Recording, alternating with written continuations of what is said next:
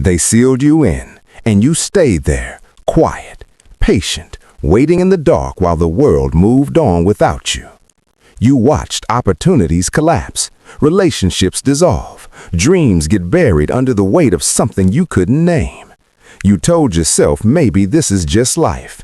Maybe I'm not meant for more. Maybe the darkness is permanent. But here's what they never told you. The stone was never meant to stay. You were never meant to stay inside that version of your life. That tomb, that sealed, suffocating, silent version of your existence was not your destination. It was your preparation. And right now, in this exact moment, something is shifting. Not someday, not when you're ready, not when the conditions are perfect. Right now. The ground is trembling. Can you feel it? Something ancient and powerful is moving on your behalf. Something that doesn't require your permission. Something that has been working in the silence while you were sleeping, while you were weeping, while you were wondering if anyone up there even remembered your name. They remembered. You were chosen before you understood what that meant. Before the pain, before the waiting, before the sealed stone in the cold darkness. Some people watching this will scroll past. That's fine. This message was never for them. But you stopped. You're still here, and that means this was meant for you. Stay, because what you're about to hear will permanently change how you see yourself, your suffering, and your destiny. If you feel this message found you at the right moment, type "Risen" in the comments right now. And if this kind of content speaks to your soul, subscribe. Your tribe is already here waiting for you. Part 1. The tomb was never your punishment.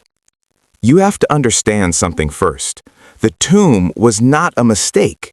The silence was not abandonment. The delay was not rejection. The sealed stone was not God or the universe or life turning its back on you. It was something far more intentional, far more deliberate, far more sacred than you were ever allowed to believe. Think about what a tomb actually is. It's a held space, a contained space, a place where something goes in one form and comes out completely transformed. The caterpillar doesn't dissolve inside the cocoon because it failed. It dissolves because transformation requires total deconstruction first. You cannot become the new thing while you're still clinging to the old shape.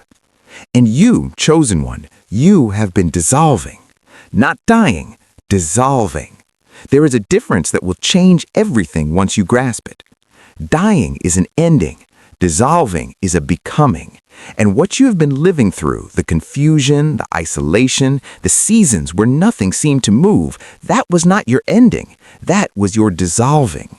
That was the necessary, holy, painful process of letting go of who you were so that who you are meant to be could finally take shape.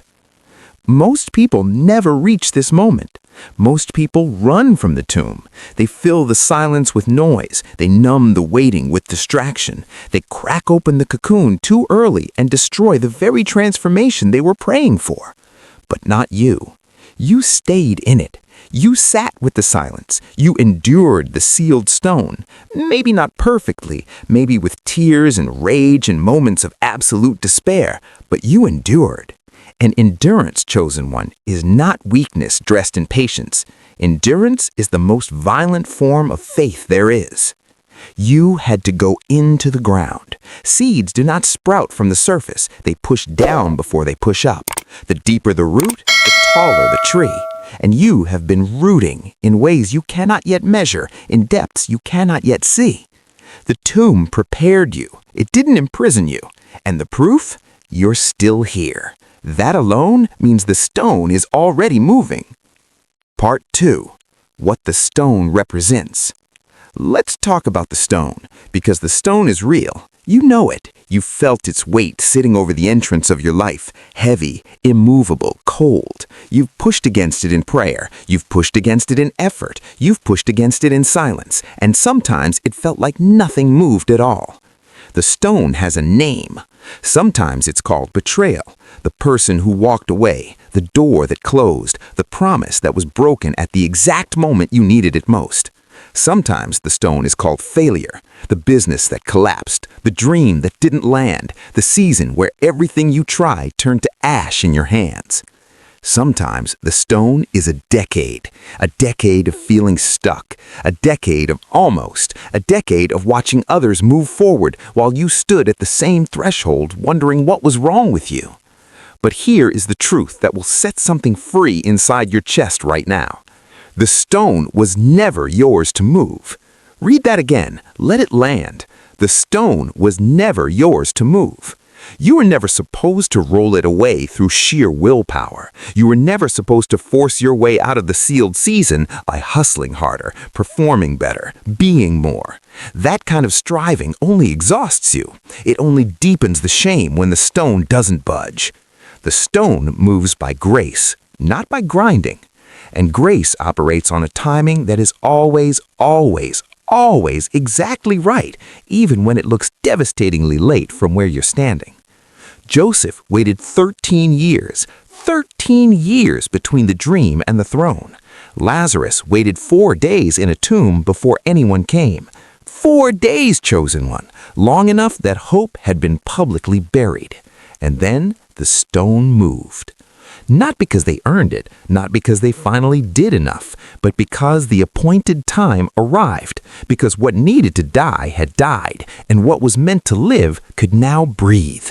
Your appointed time is arriving.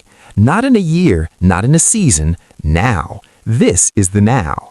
Can you feel the trembling starting again? Part 3. The signs the stone is already moving.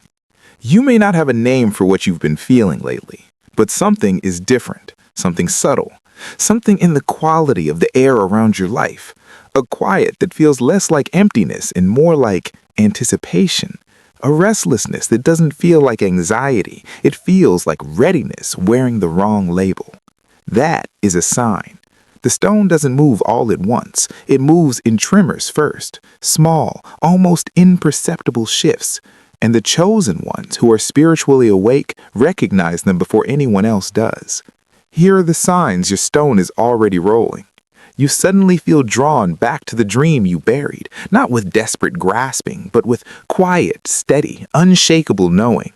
That dream didn't die. You know it didn't die. You can feel it breathing underneath everything. You've been shedding relationships, not dramatically, not with conflict, just a quiet falling away of people who are never truly aligned with where you're going. That's not loss, that's preparation for the new. Your circle is being curated by forces larger than social comfort. You've been feeling a strange, inexplicable urgency, like something is coming, like time suddenly matters in a way it didn't before. That urgency is not anxiety, it is activation. Your soul knows the stone is moving and is telling your body to get ready. You've stopped explaining yourself to people who never understood you anyway. That, chosen one, is resurrection energy. That is a soul that has stopped negotiating with the world that sealed it in and started trusting the force that is rolling the stone away. And perhaps the most powerful sign of all, you found this video. You're still watching. You haven't left. In a world of infinite distractions, something held you here. Something made you pause. Something whispered, "This one is for you. Stay for this one."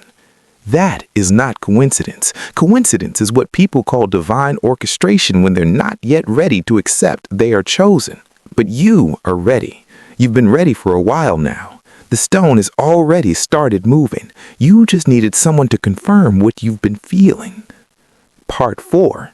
What happens when you walk out? Now let's talk about what's on the other side of the stone. Because this is where most chosen ones freeze. They've prayed for the stone to move. They've waited through the dark seasons. They've endured the tomb. And then when the stone actually begins to roll, when the light actually starts flooding in, they hesitate. They stand at the threshold and they don't walk out. Why? Because the tomb became familiar. Because suffering, when it lasts long enough, starts to feel like identity.